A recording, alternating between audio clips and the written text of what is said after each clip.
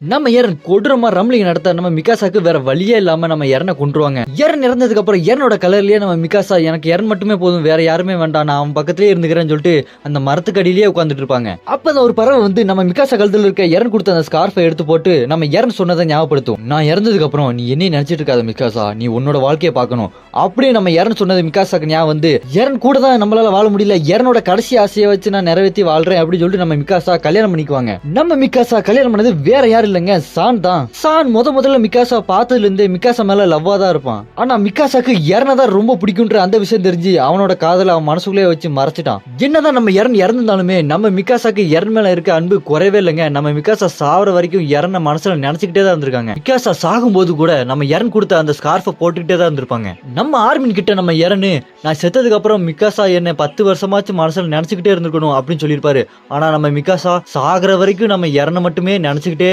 செத்துருக்காங்க. வாழ்க்கையில தான் நம்ம 2 பேர் சேர முடியல, கலர்லயாச்சும் நம்ம 2 பேர் சேருவோம்னு நம்ம எரனோட கலரை பக்கத்திலேயே நம்ம மிகாசாவை கலரையும் வச்சிருவாங்க.